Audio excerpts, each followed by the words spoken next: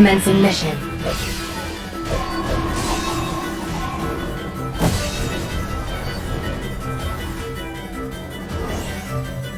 I have no time for this.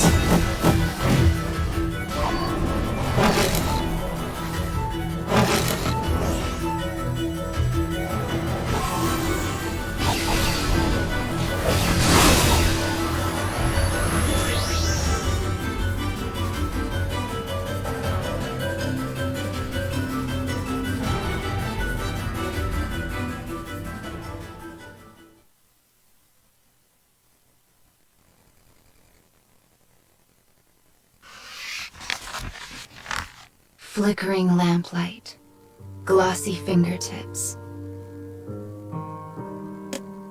In a corner of a manor, a woman is focused on decorating her beautiful nails. Her garments are just as impressive and alluring as her fingers. But unlike the rest of the courtesan's fanciful appearance, her eyes are cold steel. Behind her, a man peeks around a folding screen. When he spies the woman's red nails, he lets out a low whistle. Surprising how much you look the part, he chuckles. You'd never know you were actually a merciless killer. The woman's only reaction is to blow lightly across her nails. But he is correct. She is an assassin pledged in loyalty to a great lord. Her courtesan's dress is a disguise to deceive her latest target. The bemused man has been tasked with leading her to the object of her work. She has been ordered to find the commander of an army set in opposition to her lord. The commander has a well-deserved reputation for both lewdness and depravity.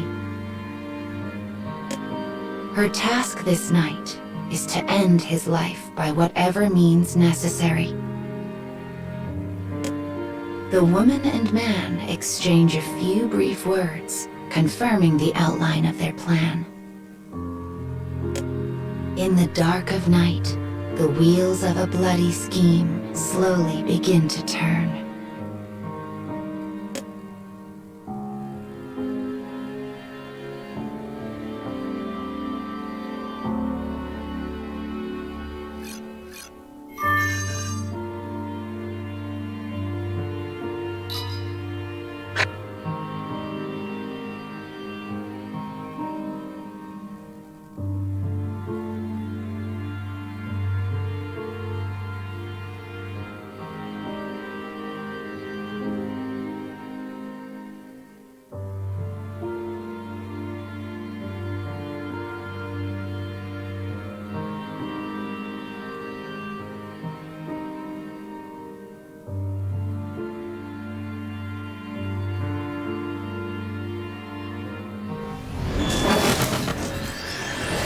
I shall take care of them.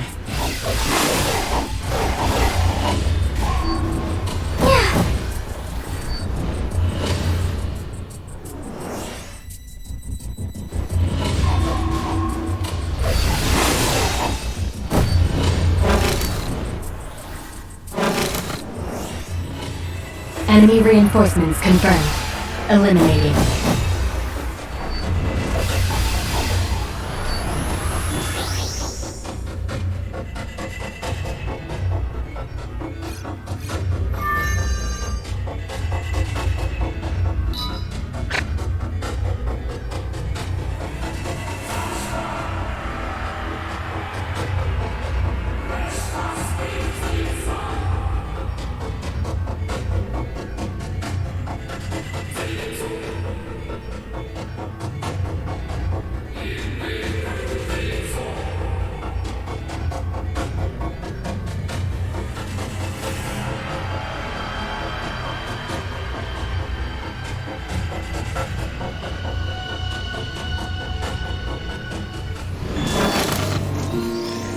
They're fighting now?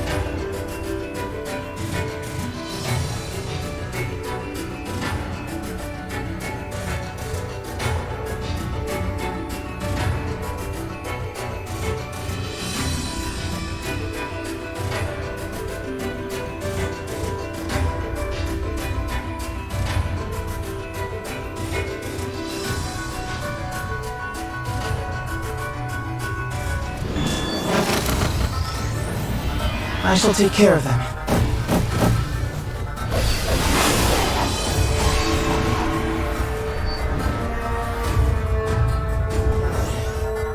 Enemy reinforcements confirmed.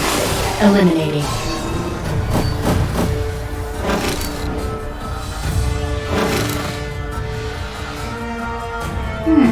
I hope you can do this.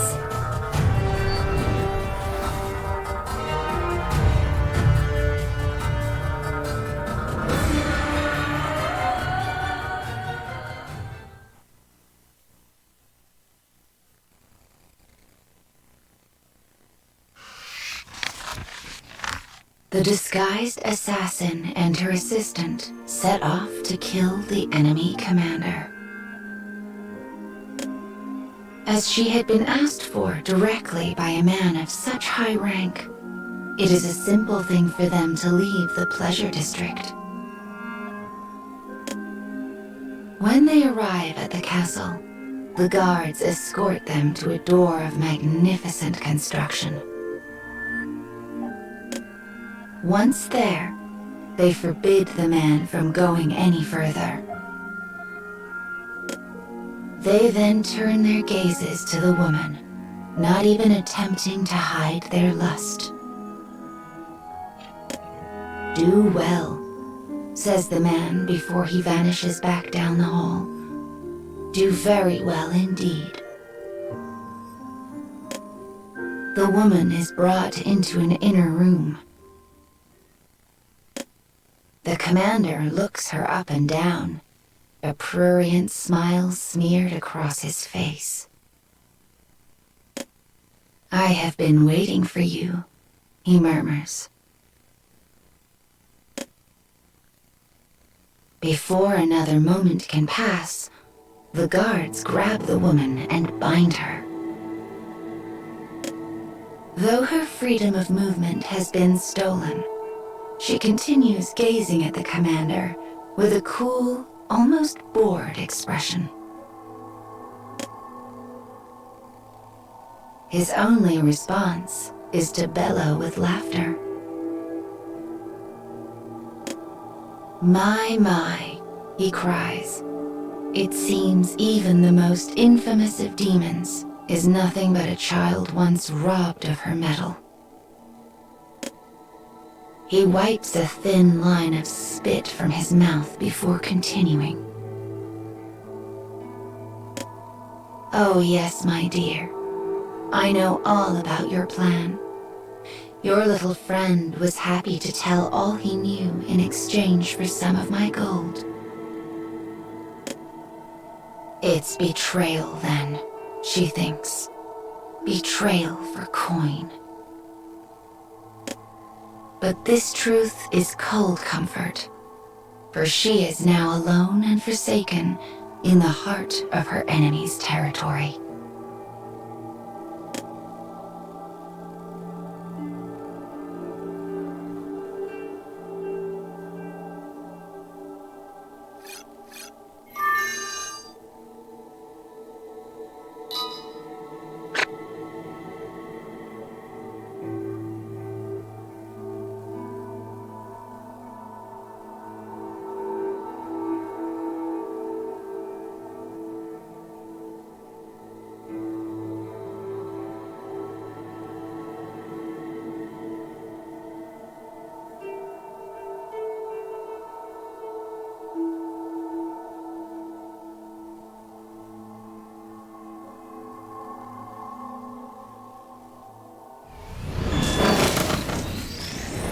You're fighting now?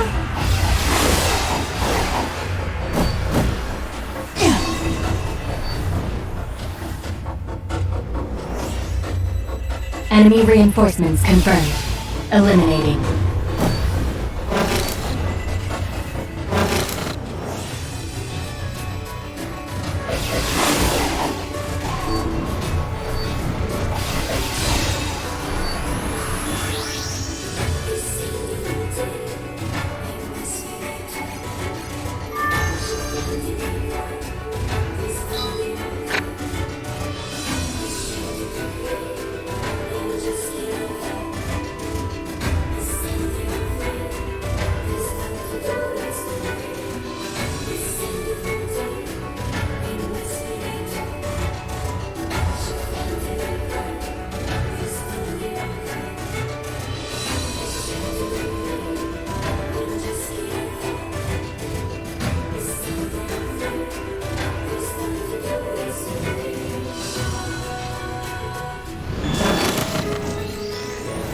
Commencing mission.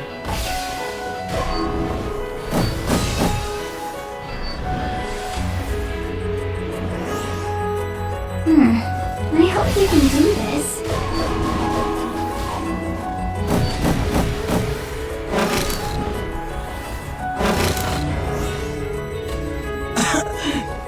I have no time for this.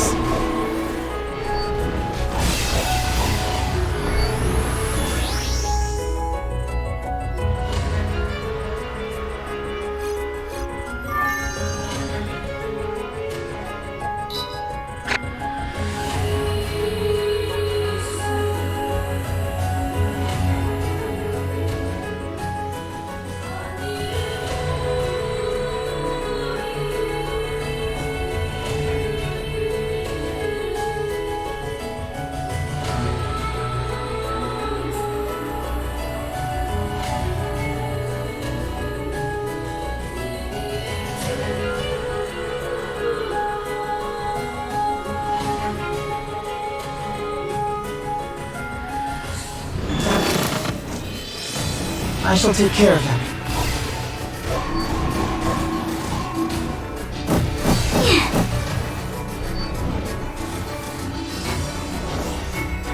Enemy reinforcements confirmed.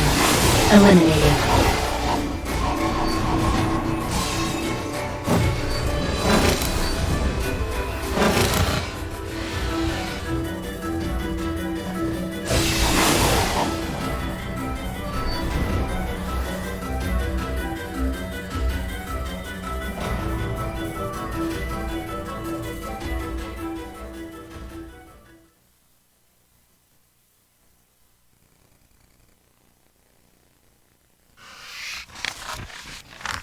The assassin had disguised herself as a courtesan and entered the enemy's base in order to slay their commander.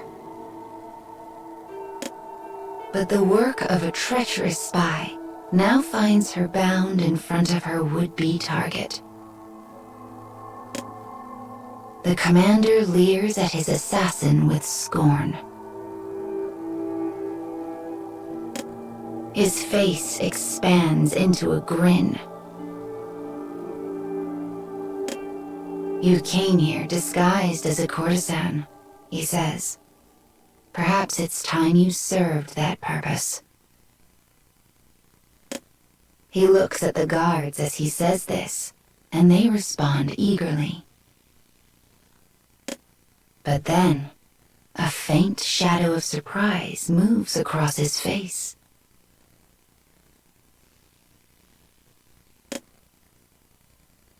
There is a slight sound, almost a whistle, and then an utter, perfect silence. A single hairpin juts out from the commander's forehead. The man crumples to the ground with a soft thud.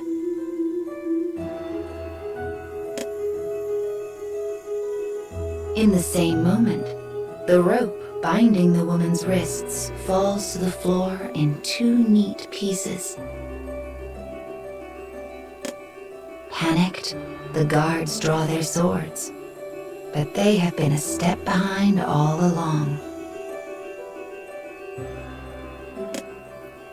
The woman allowed herself to be bound in order to lower their defenses and reduce the number of enemies present. And she made sure her carefully filed nails were sharp enough to sever any rope. Nothing had been left to chance. Slowly, so slowly, she raises her hands and extends the fingers. Her polished red nails are the talons of some great and terrible beast.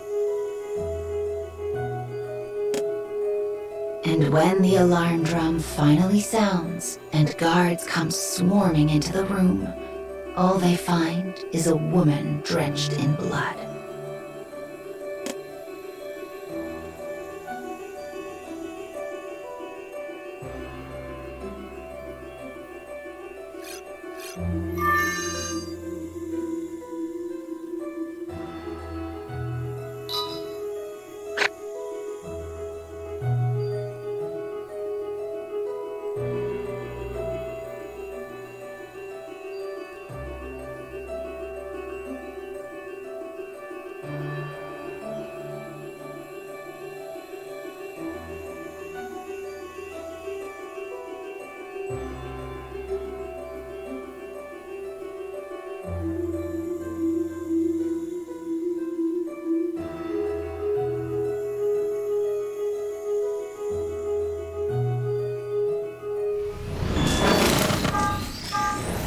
We're fighting now?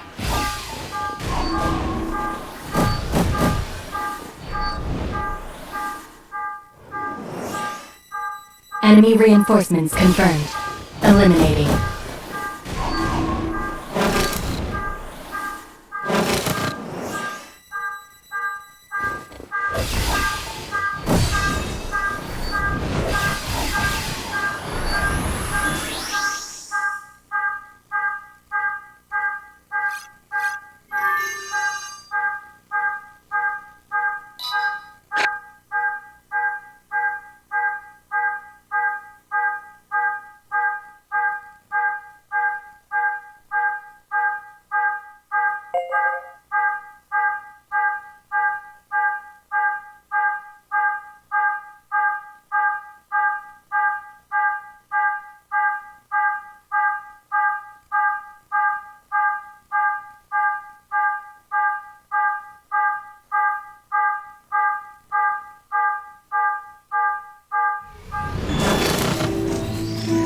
We're fighting now?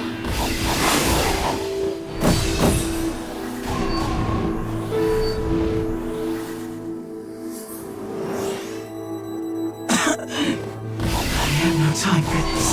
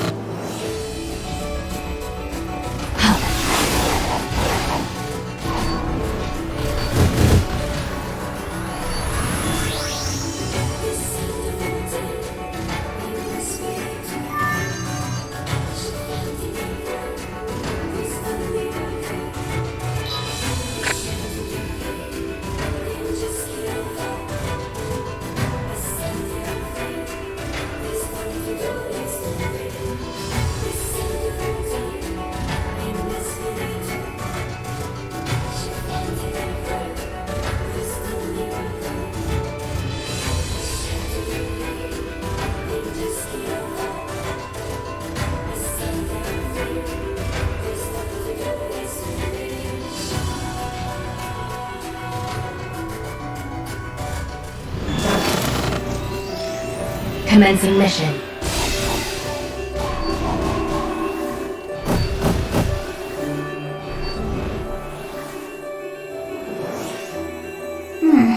I hope we can do this.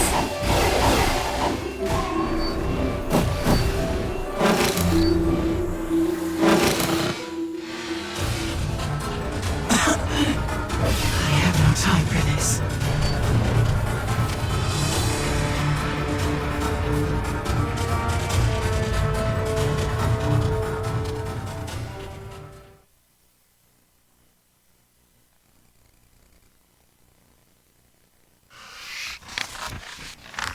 The man who betrayed the assassin had received a great sum of money for his efforts.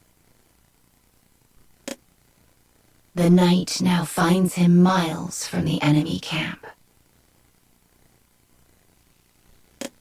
As he counts his coins, a broad smile crosses his face. "Do well," he whispers. "Do very well indeed." His final words had not been meant for his assassin partner. They were instead meant for her guards. But there is no way she could have known, which makes his betrayal all the sweeter. As he thinks on this, an indescribable feeling of amusement wells up inside of him. Chuckling, he lifts his hand and prepares to sweep the pile of coins into his purse. But he is stopped by a sudden, terrible pain. A familiar blade has pinned his hand to the ground. Standing in front of him is the very woman he had been laughing about not a moment before.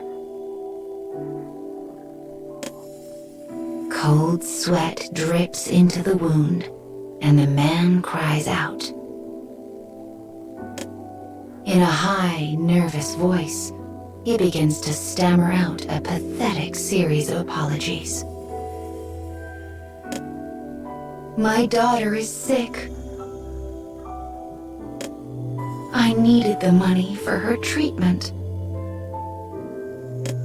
But the woman simply continues to appraise him coldly. When she speaks, her face is a mask. "It's not personal," she says. "You're just another target. I knew you would betray me from the start." As she raises her blade, she glances down at the man's skewered hand. The blood pouring from the wound paints his nails red, almost as though he had intended for them to look that way. The woman stares at them for a moment before uttering the last words the spy would ever hear. Those don't suit you at all."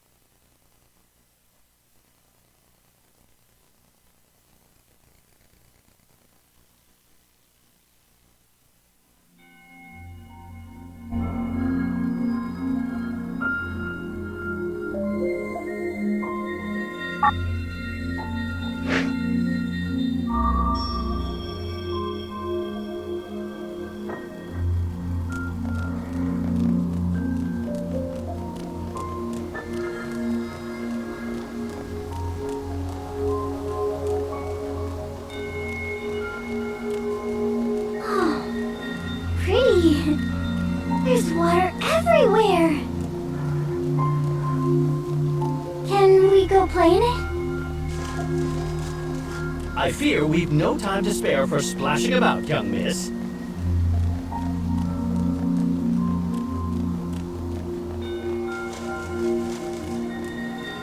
You have eaten quite a lot of the young miss's dreams.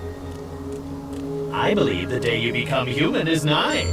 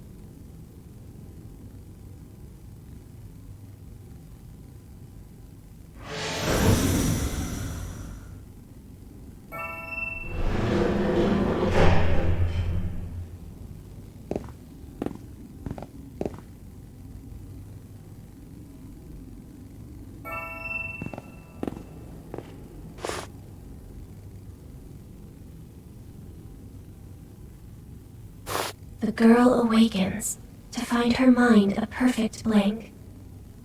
She knows not where she is, who she is. She does not even know if these are questions worth asking. Then, she hears a voice, almost a faint scream.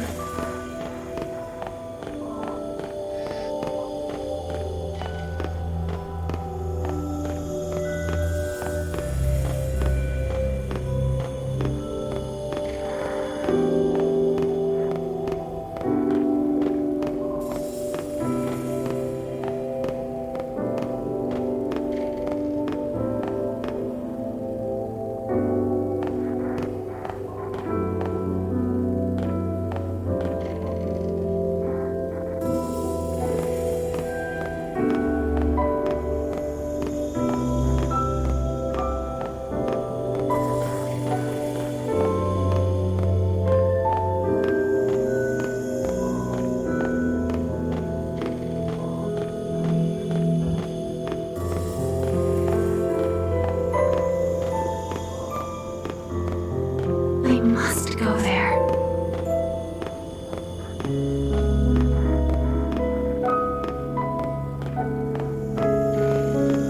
She knows not where there is, yet she begins to walk all the same.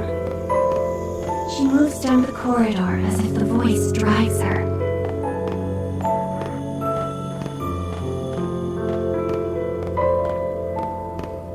Along the path, she finds a large crystal in the shape of a person. Her hand, acting of its own accord, reaches out for the strange object. Images flood her mind, memories left within the crystal. And through these memories, she suddenly understands.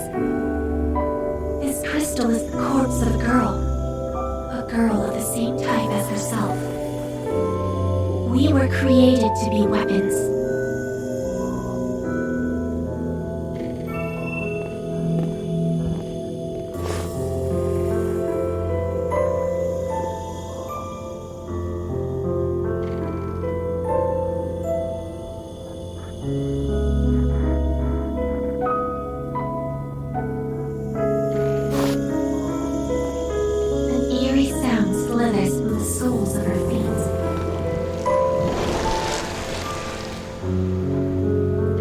Aberration appears, its state of matter undefined.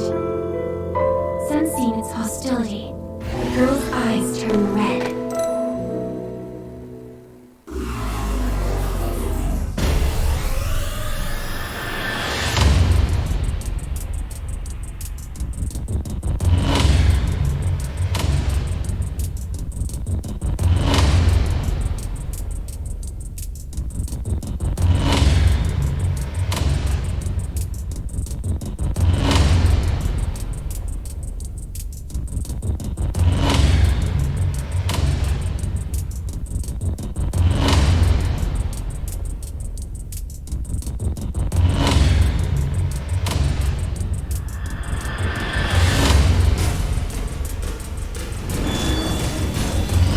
Who are you?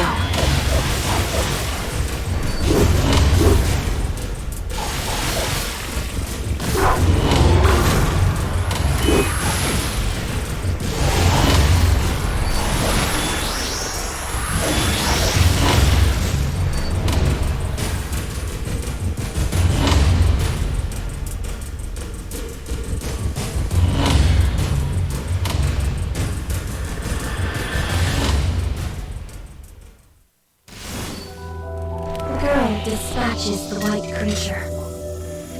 She fought with such agility, it seems impossible to think she is so newly awakened. Her composure flawless, the girl continues down the hall.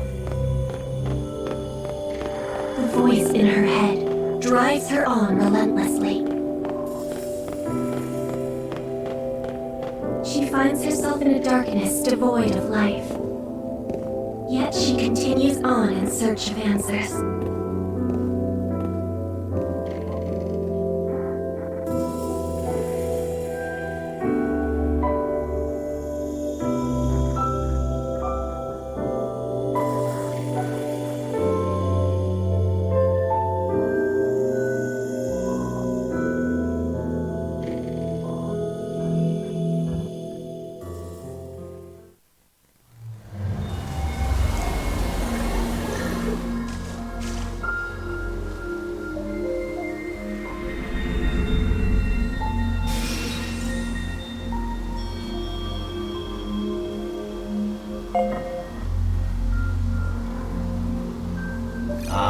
So this is the tale of a girl created to be a weapon.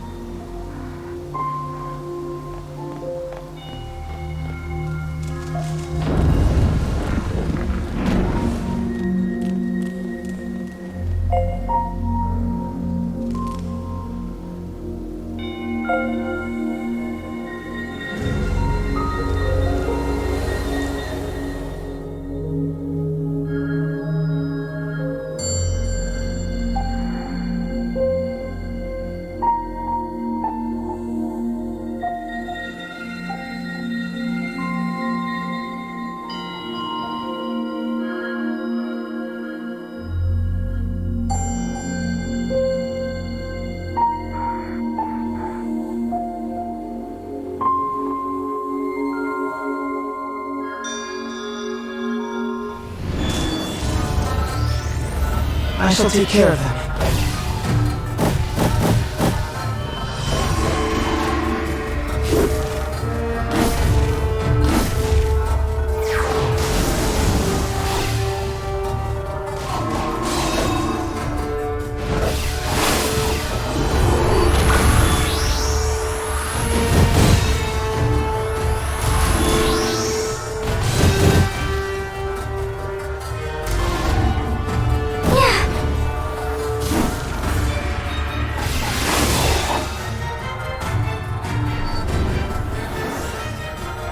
Enemy reinforcements confirmed. Eliminated.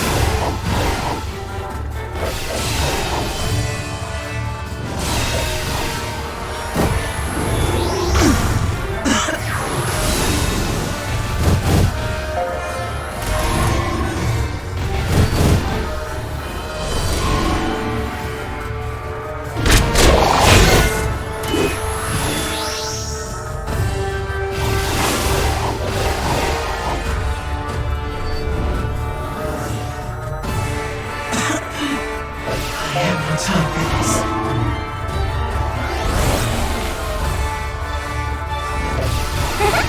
Thanks!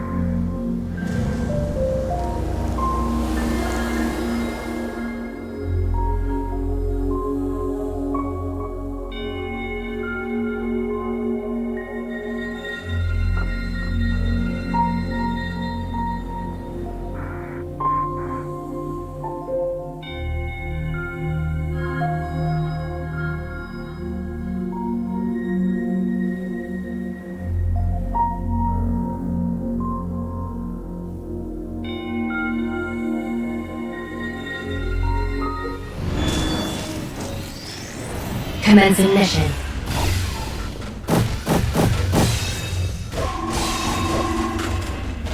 My turn!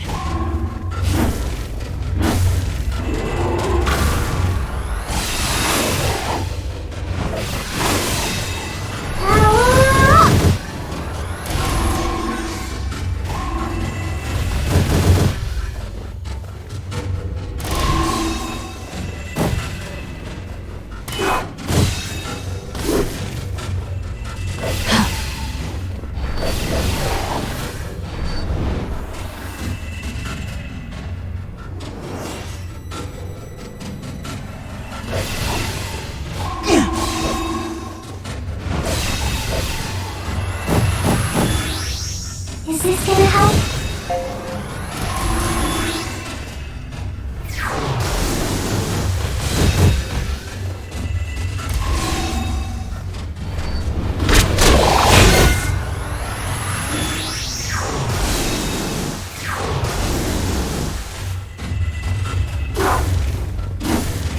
We've got this.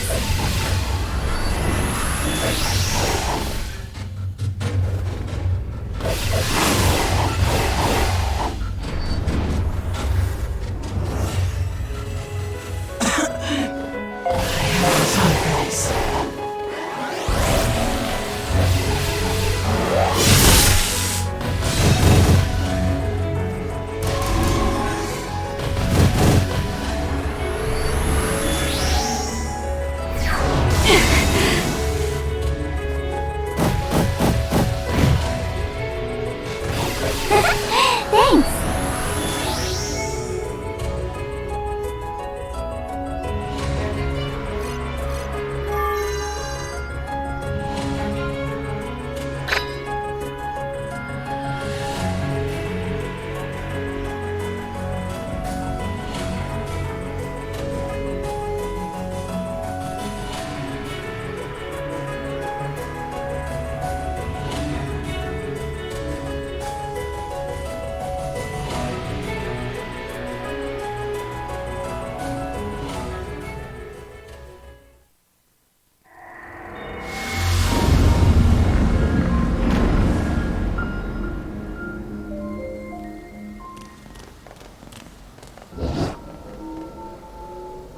Good heavens! It ran off!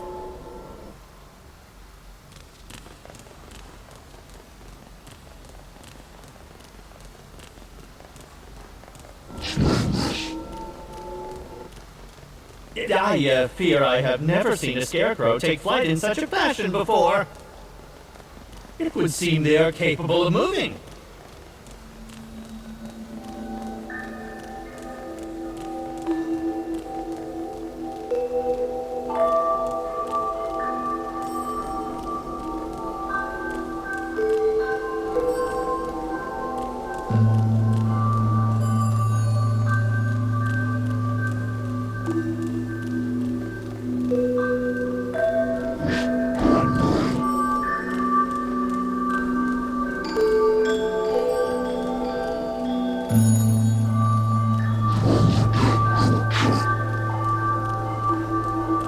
I'm not even certain you can kill it. It's made of a very strange substance.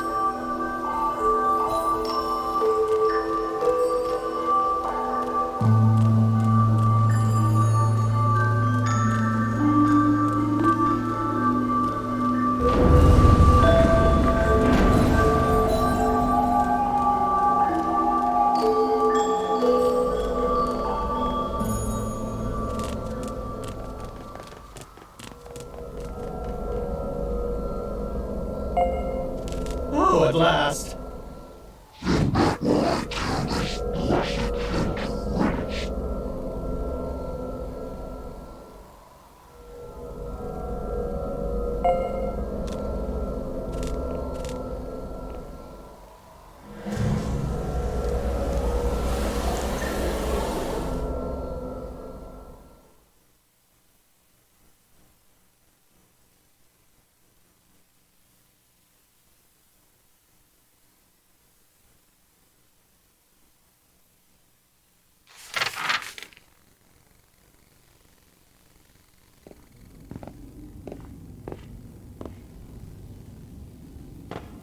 The girl traverses a corridor filled with rubble. A fight happened here. She spies a faint light filtering in through the collapsed ceiling. The girl climbs the rubble, seeking the light's source. Having climbed the wreckage, she spies row upon row of living plants. The light spilling into the corridor below had been for their benefit. Enraptured at the sight of the plants, the girl is suddenly beset by a terrible vertigo. Her vision spins, her mind reels. But She somehow manages to brush these feelings aside and continue her journey.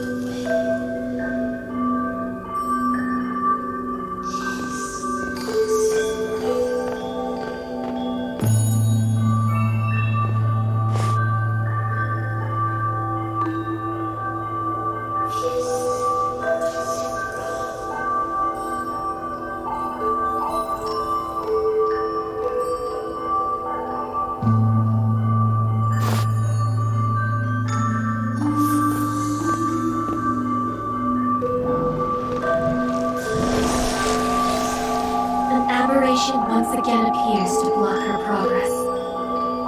She stares down her enemy with red eyes and utterly flawless composure.